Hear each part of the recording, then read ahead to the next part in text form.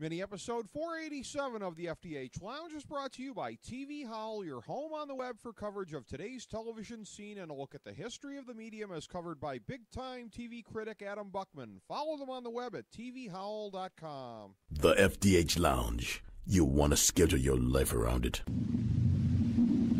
A long time ago, on a gloomy, wet Cleveland spring night, two men stand alone amidst the late-night drizzle.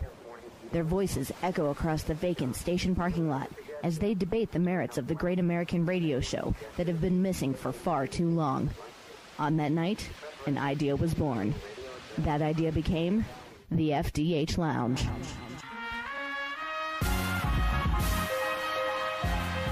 Welcome to the FDH Lounge. Hello, everyone. Welcome to FDH Lounge mini episode number 484. This is FDH Managing Partner Rick Morris coming at you today with the continuation of one of our fondest traditions in the FDH Lounge. I believe this is our 6th annual edition of this segment. We've been doing it, I believe, going back continuously to 2009. It's our analysis of the 2014/15 fall TV season, and we're going to be breaking it down with, of course, two of our favorite recurring FDH Lounge dignitaries, my good friend Simon Applebaum from Tomorrow Will Be Televised, the great blog and podcast that he does, as well as good friend Lloyd Carroll from the Queen's Chronicle, from a number of different other publications in New York that are not immediately coming to mind, but Lloyd writes for an entire flurry of such publications. I see that he's on the phone lines now. He can help me in revising and extending that plug. Queen's Chronicle, Good Times Magazine, I believe, Lloyd, right? Those are the flagships, but yes, New York Sports Day, nysportsday.com. Latino sports, we go for every demographic here. City Sports Report's a new one for me, where I work with Darrell Johnson, one of really the terrific up-and-coming New York City journalists. We have New York Sports Examiner. I tell you, just Google me, and we're there. BrooklynFans.com for all you Brooklyn hipsters out there. So, yeah, we try to get the word out there. It is a whirlwind, to be sure, but it's always a whirlwind having you on the show, and again, pairing you up with the great Simon Applebaum, my other friend on the phone lines here from Tomorrow Will Be Televised. Simon, so good to have you back on. We always benefit from your very thoughtful analysis on these segments. Pleasure to have you as well. It is a pleasure, Rick, and great to be back with Lloyd. And since Lloyd took the revising cue, let me do some revising on my own. Our show, Tomorrow Will Be Televised, is now in its 8th year on the air. We're on Mondays and Fridays at 3 o'clock Eastern, noon Pacific on Blog Talk Radio. And since March, we have been televised. We are now the first internet radio podcast that is simulcast live on television. We're on Brooklyn Independent Media. It's a wonderful cable channel. If you have Verizon Fios throughout New York City, you can get it. I think it's like channel 50-something. And in Brooklyn, it's on Time Warner Cable, Cablevision Systems, RCN, on all the cable systems in Brooklyn. And we're also available nationally in replay on Vimeo.com at Vimeo.com/BKN Media. So since our 5th annual thing during the fall TV season, we've come a long way in terms of being televised. But it's great to be back with both of you. Great. Oh, by the way, awesome. Rick, I know we're here to talk, about the primetime lineup, but I figure I can't resist this since you're in Cleveland. They had that little event yesterday at the Quicken Loans Arena, which actually was a TV event. Drew 4 million viewers, I believe, on TNT nationally. And yes. What I'm trying to figure out is it's a regular season game, and the fact that LeBron was on the losing team didn't have a big night. Do you think that people were just going a little crazy here, expecting him to score like 75 points or something? That the man, he's played in so many championship games. He's got a long season ahead of him. Do you think that perhaps people are being a little hard on LeBron, and maybe the TV audience was last night? Hard to say. It's a historical event when you look at it. I mean, a lot of people were comparing it to the different circumstances of Michael Jordan coming back. He had 2 chapters to his career with the Chicago Bulls, albeit his hiatus was under far, far different circumstances, sure. But he had the whole thing of coming back as well. And anytime you have that second chapter opening unexpectedly, you're going to have a lot of chaos and anticipation that goes along with it. Of course, as you mentioned, in my hometown of Cleveland, Ohio, where everyone is very, very excited about the new and improved Cleveland Cavaliers. By the way, I can't let this observation that I had go without being put out there. As far as what Simon was saying, truly, if you are a listener of or a viewer now of Tomorrow Will Be Televised, it is today that will be televised because you're able to catch that show in different formats. So I'm glad that we were able to put that in there, Simon. That the future is now, as it were, when it comes to your show being televised. Yes, it certainly is. And working with the Brooklyn Independent Media people has been just fantastic. The quality of the show is really upgraded. We can now do in-studio guests. We can run clips of shows and interactive services and other such TV ventures. We're doing new features. The Brooklyn Independent Media people are fantastic to work with, and they can't be happier with the way the show's going. Well, it is a tremendous, tremendous show. You learn a lot from listening to it. It's entertaining to hear the thought processes of the people that you talk to on there. I certainly cannot recommend it highly enough. That's one of the reasons you can find it on the Ultimate Links page at the FDHLounge.com. Just go down to the entertainment section on there, and you will find it. And you will find it signified in there, as we do, have them color-coded so that any of the members of the 21st Century Media Alliance pop out a little bit more at you for easier ability to locate. Just look for Tomorrow Will Be Televised down there, and all the information for the show is right there. We've got a lot to talk about, guys, in terms of taking a look at the fall TV season, and we've had the benefit of seeing this particular campaign get underway. It's certainly, once you get past the point of the World Series, you can really kind of start to draw some kind of firm notes in your head on how things are playing out and everything. So I'd like to just start it on a more general note, and I'll start with you, Simon, on how the season is playing out relative to your expectations going in.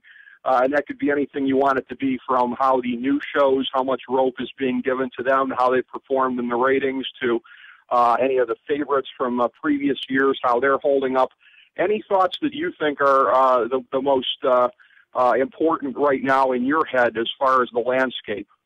Well, you said it, Rick. The new network shows, broadcast shows, are getting maybe the most rope they've ever had in a long time. And there are a couple factors behind it. One of them is the broadcast network executives are being less itchy on the trigger finger. And that's because of digital video recorders and video on demand.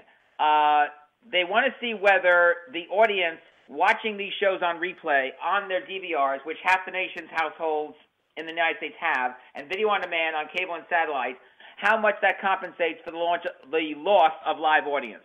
That's why, compared to previous years, where right around 4 or 5 weeks in, 4 or 5 shows would easily be canceled, there's only been one, Manhattan Love Story on ABC. There are certainly quite a lot on the bubble, on the chopping block. So that's one issue. Another one is Thursday Night Football. I think some people wanted to wait to see how CBS did first with that, and then following Thursday Night Football, where they don't have it, just NFL Network, to see how things settle out. And like you said, after the World Series, which, by the way, was the lowest World Series on broadcast television history.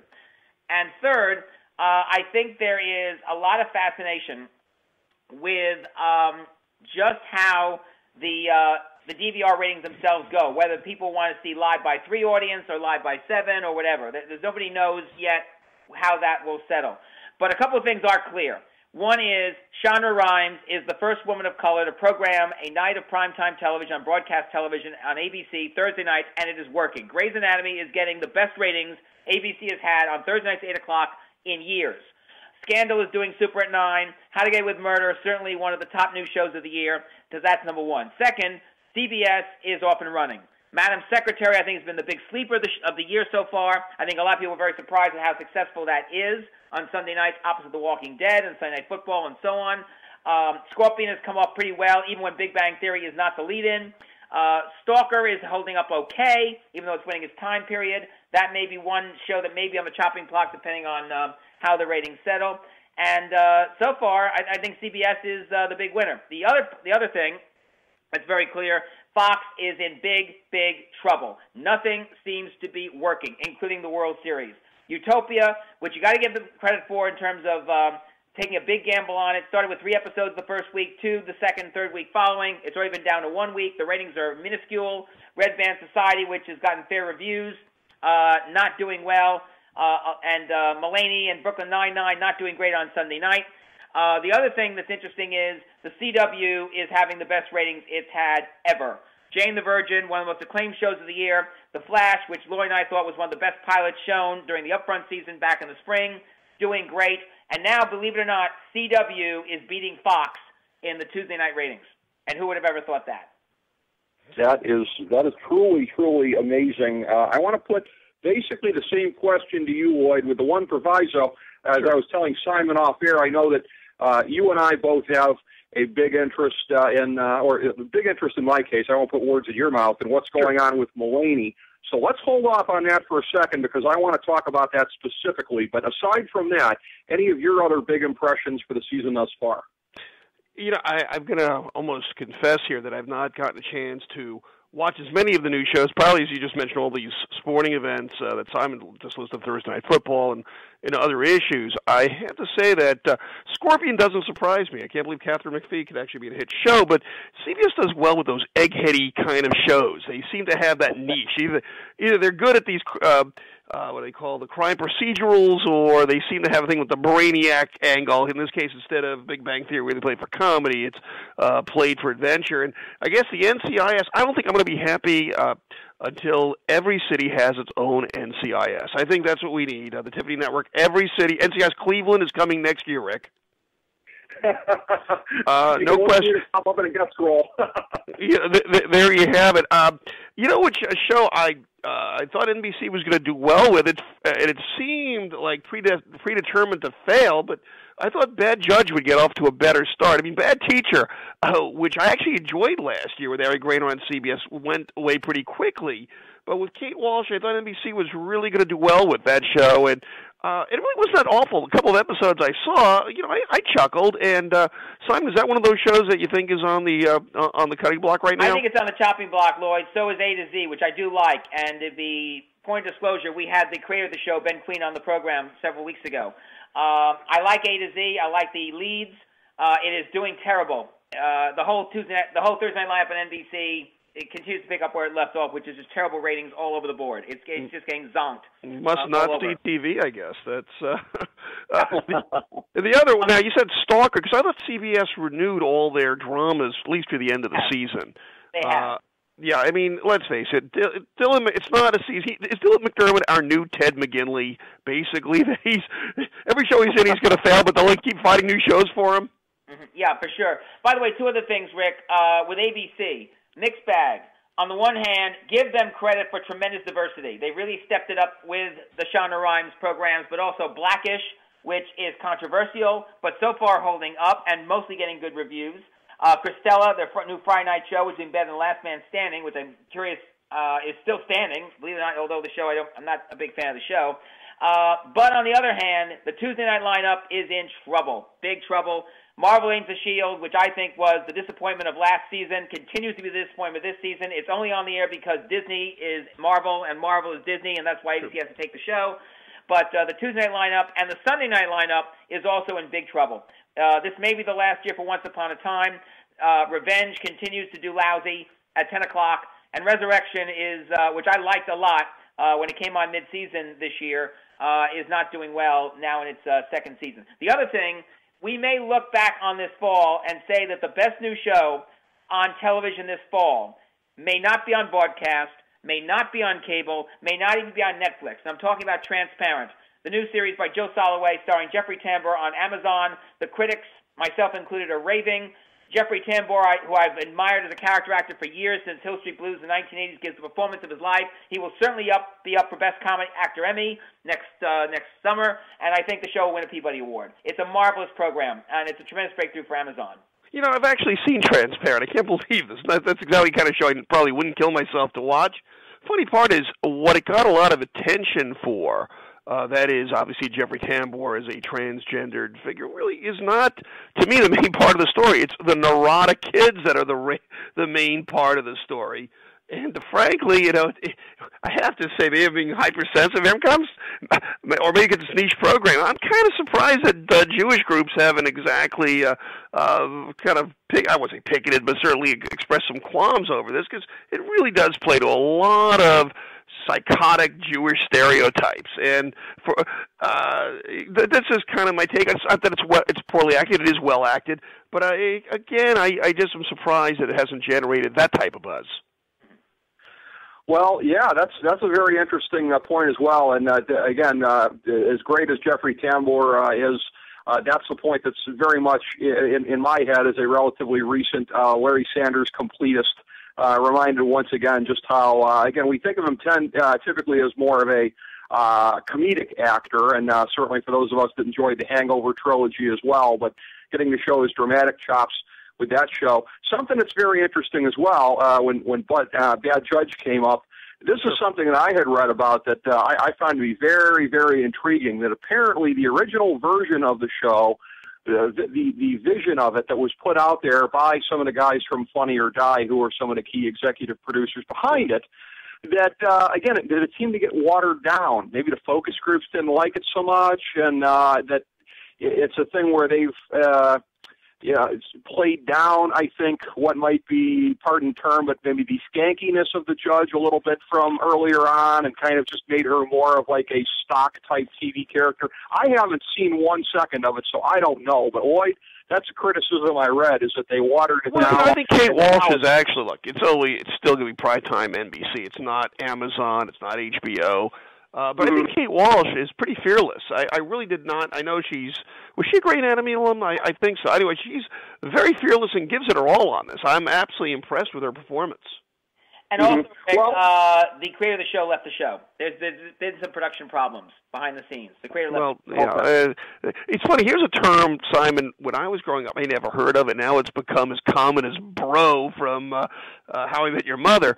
Showrunner. I never heard this term until 2 years ago. Then it seems like everybody's using that term. Yeah, it's amazing. It's like one of the great new fabricated words that has become part of the lexicon for television. Okay, I mean, I don't know if it's going to... Yeah. Lloyd, I will put the two in a sentence. I think you would be an excellent showrunner, bro. It's just amazing how... by the way, gentlemen, speaking of NBC, another big surprise is The Mysteries of Laura. When Lloyd and I first saw this, again at NBC's Upfront, at the Javits Center, I think both of us had the same idea. What the are we watching with Deborah Messing, who is an actress, by the way, I like. But I thought that the plot was awful. I thought the idea of combining cop drama family show was a little bit on the weird side. But guess what? Even though it is third place in the ratings, it is hanging on. And I understand that there has been revamping on the format. Messing is better. The plots are better. And that this may be a big surprise. This may be a show that we all thought was going to be headed for the scrap heap pretty quick. And again, pulled on the chopping block. But it's hanging in. Yeah, when I saw the pilot, I called it Dirty Harriet. That was my take on it. Well, the commonality there with Deborah Messing, what we were talking about with Kate Walsh, is that, again, actors and actresses, they're only as good as the material that they're given. And I think you guys are right. Both are tremendous actresses, but, again, you're only going to get the best out of them with the right kind of material, and therein lies the eternal struggle. As far as writing that is being done, that's something that I want to bring up as well, as promised, to get to the subject of Mulaney, which, Lloyd, you have been writing about in your columns a little bit here.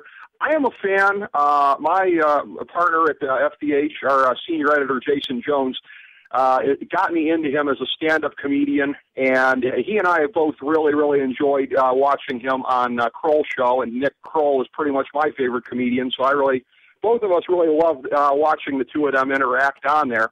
I came into this with great expectations. I was buying a lot of the Seinfeld hype. And again, I see a lot of similarities to Seinfeld in its prime. It's not doing very well in its ratings spot on Sunday nights there, which seems to be kind of a death spot for me. But yeah, I mean, I think that you may have just hit it.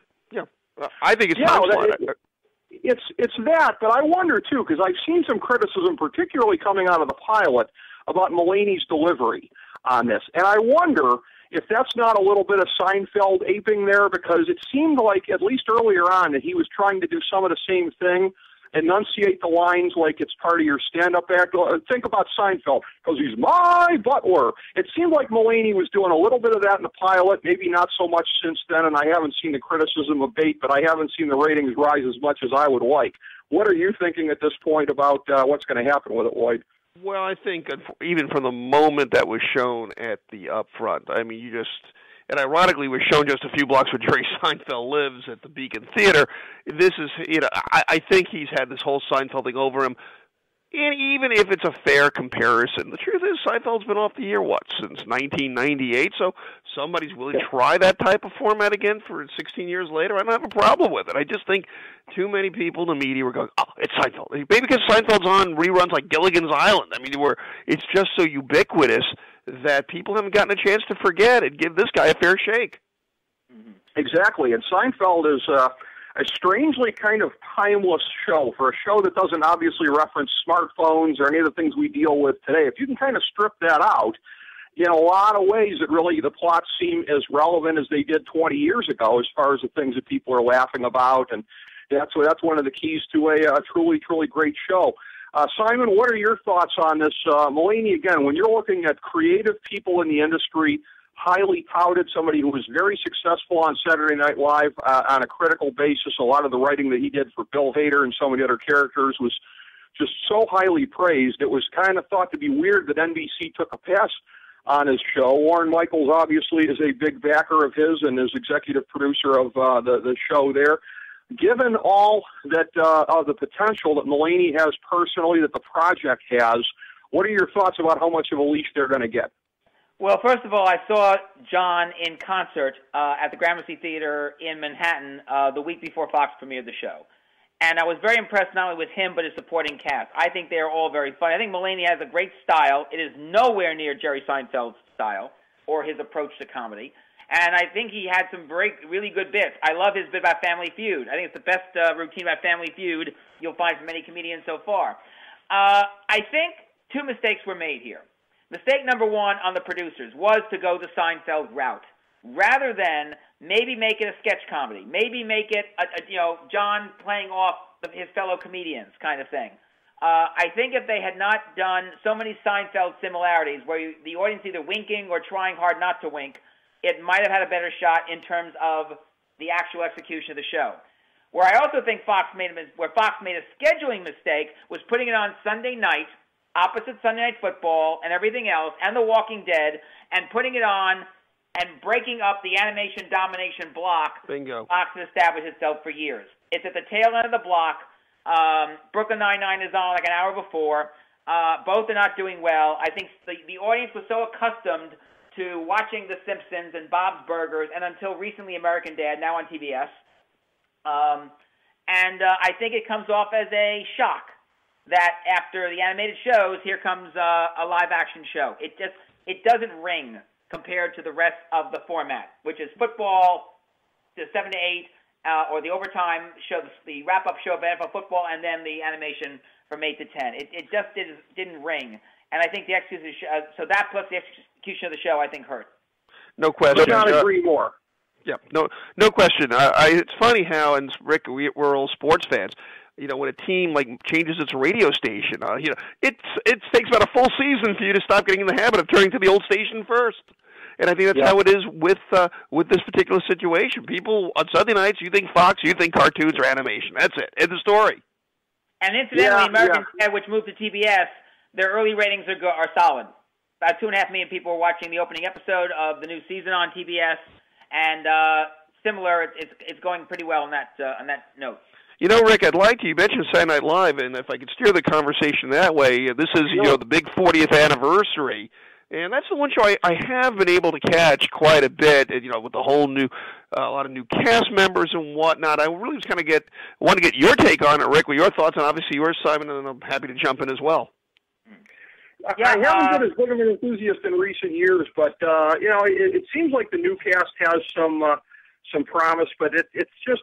I don't know what you guys think about this, but it's just kind of an odd coincidence and I guess a sad one, and the things that make you think about some of the glory days of the show. The very sad passing recently of the criminally underrated Jan Hooks. And when you think back to just the core of that ensemble, many would say, maybe myself included, the best that they ever had. It's been tough to get these more recent ones to kind of live up to that. You get some sporadic performers here and there that you look at them and say, yeah, pound for pound, they're as good as some of the greats of the past. But it's that's kind of a sports analogy type thing to say, isn't it? To compare the great athletes of the past. We tend to do that. And again, my sense is it may take a while for these guys to get out of the shadow of some of the greats, not even necessarily the ones from the last couple of years, because I don't think we've had anybody emerge, that would be on the Mount Rushmore of the show in the last decade or maybe 15 years. What are your sense of it, Simon? Yeah, you hit it on the nose. Saturday Night Live has sort of been rebuilding itself over and over again for the last decade because people have gone away, like a season or two. There's no cohesiveness between the not ready for primetime players. It seems that people are like dropping out, dropping in, coming aboard every season, and certainly it is the case with the 40th anniversary. However, keep your eye on Michael Chi. I've seen this comedian in person. I think he is fantastic. If they use him great, I think he could be a superstar. Well, there's always guys in there that have that kind of potential, Lloyd. Hopefully he'll be one of them. Well, yeah, I think there has been one guy you can put on the Mount Rushmore. I think that's the guy you just mentioned, Bill Hader. I think he always reminded me of a modern-day Dan Aykroyd, a very funny guy who played toward the intelligent side of comedy. I mean, when he did his Stefan bit, even if you knew the jokes were coming, you couldn't stop laughing. And that, to me, is a sign of a guy who's a home run hitter. Mm-hmm. He was very, very good, no question about it. And, as polarizing as the guy that I'm about to mention is to a lot of people, I'll say Andy Samberg as well. I've enjoyed that guy. He's always consistently made me laugh. I understand a little bit of him goes a long way for a lot of people, but count me among the people that are his fans. When we're talking about trends in TV, I certainly wanted to get to this as well. Simon, you mentioned early on about the amount of rope that is being given to the Shield project on ABC because of, obviously, the tie-ins with the parent company and the wishes to monetize that. And while it may be doing weaker than people think, we are nevertheless in the midst of kind of a remarkable moment of comic book and superhero characters on TV, and the attempt to promote that to a modern audience, this movement that's really kind of come up in the last 2 to 3 years that's taken off. How much more do you think it has in terms of legs? Oh, plenty more, because comic books, cover a wide range of ground, and the number one dramatic show right now on television is AMC's The Walking Dead, based on the graphic. If you print in graphic novels, the sky's the limit. There are so many good graphic novels, comic books, comic stories out there. You can't run out. And there's so many comic book publishers and graphic novel publishers out there, and they're like just running all over the place. I think The Walking Dead, by the way, has gotten off to a sensational start. 17 million people saw the premiere of season 5. Add in the DVR, another 5 million. Amazing turtle. Who would have thought that a zombie show would have gotten anywhere near that kind of audience in prime time?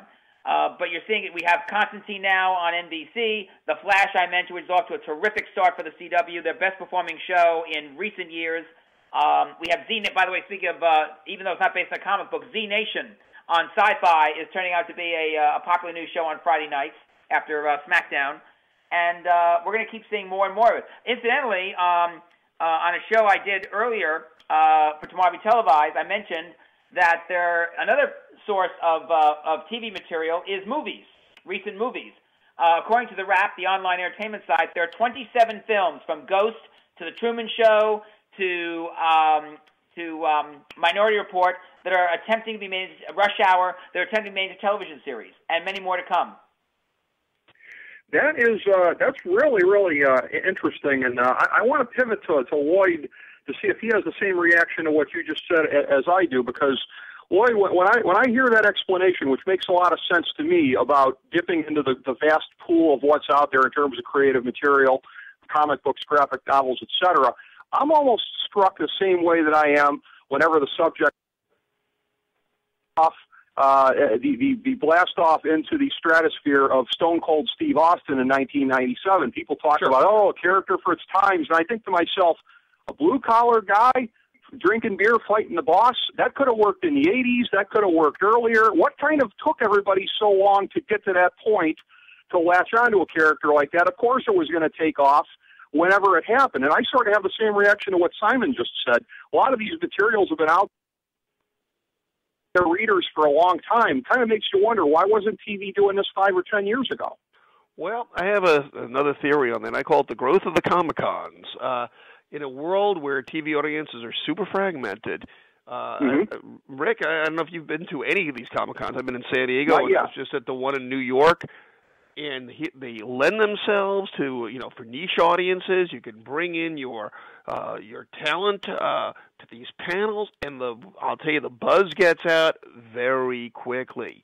It's unbelievable how devoted these fans are, and how easy it is to market. I mean, it's when you go into the Javits Center or the San Diego Convention Center, you think you've walked into the National Association of Television Producers and Executives, an API, where you see every banner, every network, and the combination of licensing, the combination of diehard consumers. I mean, it is absolutely a TV executive's dream, and I have a feeling that has accounted for a lot of the reason why you're seeing these type of comic books coming to life. It just lends. San Diego probably, New York more so than San Diego. San Diego has become a full entertainment convention, but New York, no question, it's that type of comic book novel come to life that you're seeing. Yeah, and also on the executive level, nobody is scared of science fiction anymore. There was a time when science fiction was the kiss of death. It was considered kiss of death. It was considered low rated. It was considered if we put it on, we have to meddle with it. The creators were concerned because of interference by the higher ups at the studio or the production company or the network, and that's why, for example, the revival of Twilight Zone did not go. That's why other shows were like stuck in mid-gear. But no longer the case. They see that the audience, as Lloyd said, is so fragmented that science fiction series can be supported, and they can be done with the creators involved. And with a higher level of execution, of course, all the technology with special effects and so on, character-generated animation, etc., you can do practically any green screen. You can do practically anything. Well, that's an excellent explanation by both of you guys in terms of why some of these subcultures are being allowed now to thrive on the big stage. I tend to agree with your reasoning as you guys put it out there.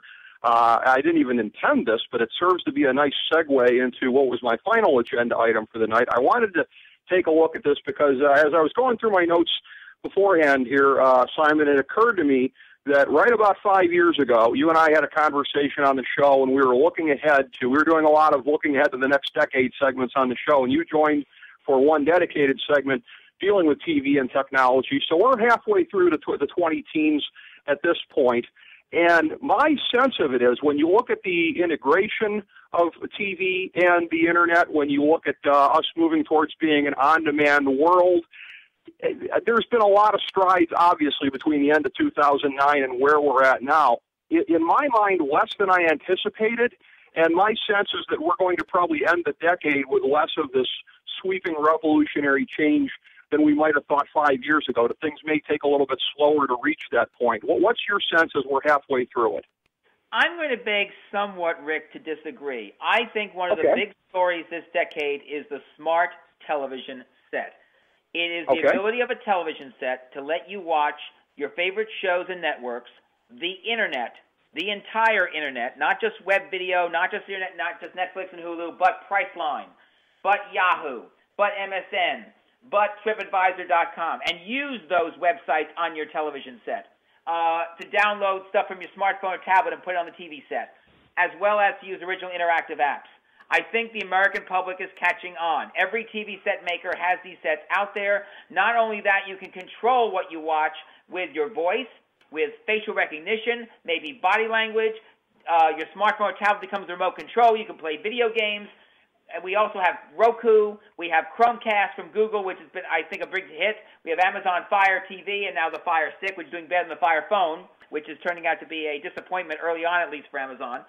And I think that's why Netflix and Amazon and so forth are doing very well. The people are watching it on the television set, not on the personal computer. I really believe that we are just beginning to see the capability of these sets and how you can control them, how you can work with them, how you can utilize them. I think we are on the verge of a major shift in terms of how we watch and use television, and the smart TV set is the catalyst. That's very intriguing. And before I pivot to Lloyd, I want to ask you a follow-up question because, again, both of you guys are there in the East Coast corridor, greater New York area. I'm here in flyover country in greater Cleveland. So maybe my perspective is a little bit different on this than yours.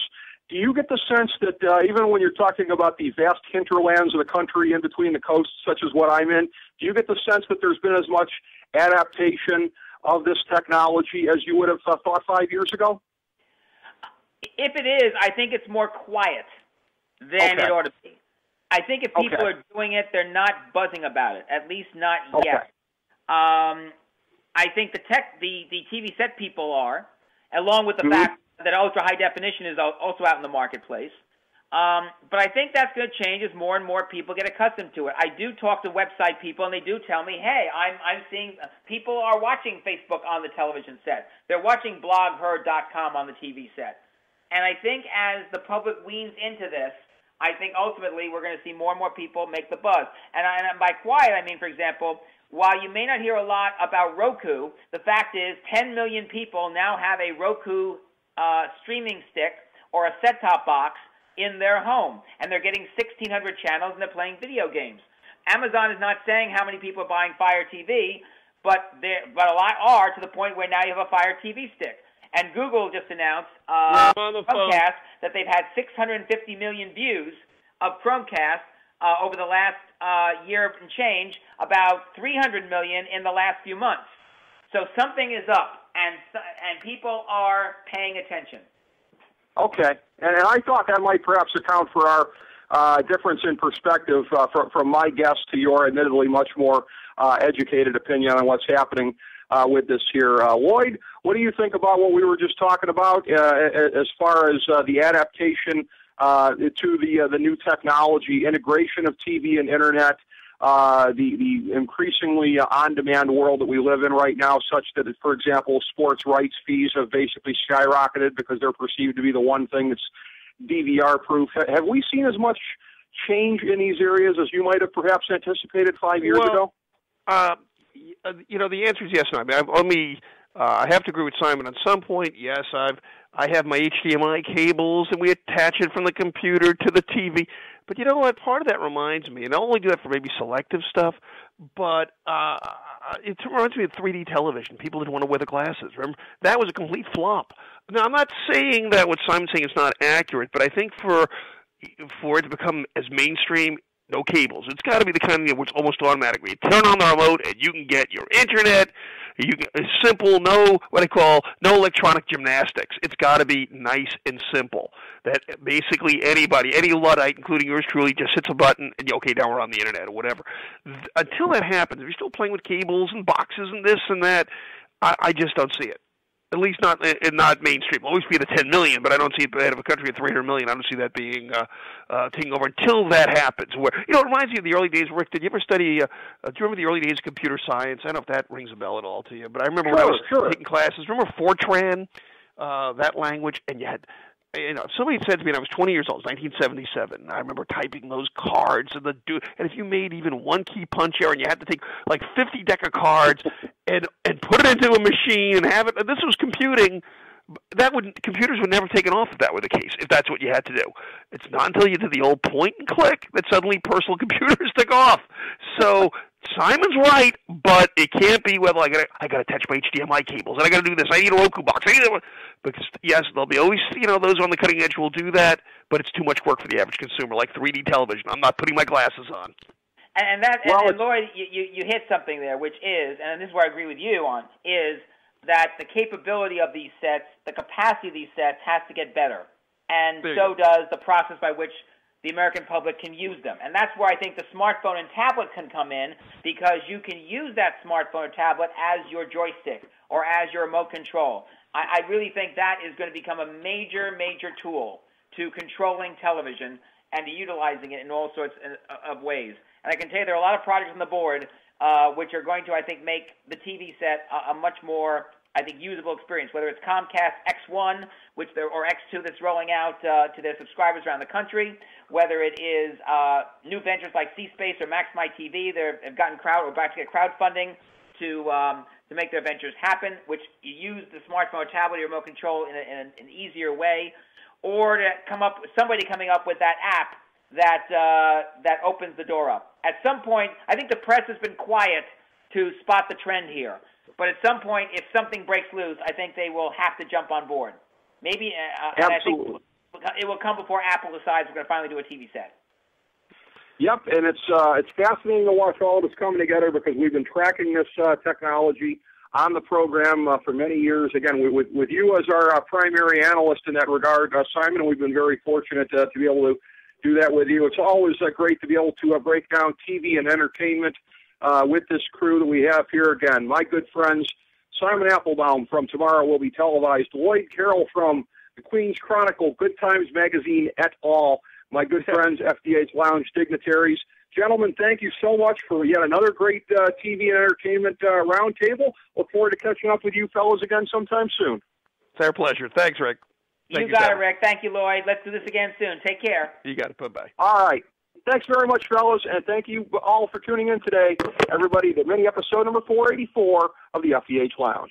As we bring the show to a close, we would like to extend our deepest gratitude to NBC, CBS, ABC, Fox, all Clear Channel affiliates, TNT, TBS, USA, UPN, Deadspin.com, YouTube.com, YTMND.com, MySpace.com, various blogs, Fox News, CNN, CNBC, MSNBC, IamBoard.com, Billboard.com, Google.com, ESPN, ESPN2, ESPN News, ESPN Classic, NBA TV, NFL Network, Sports Time Ohio, Athlon Magazine, Comedy Central, Cartoon Network, The Boomerang Channel, QVC, BET, The Spice Channel, Steno Notebooks, Manwich, Papermate Office Supplies, waitresses, strippers, bartenders, garbage men, janitors, microwave popcorn, the writers of The Office, Scrubs, Entourage, My Name is Earl, Oz, Metalocalypse and the Boondocks, Aquafina, and the Periodic Table of Elements.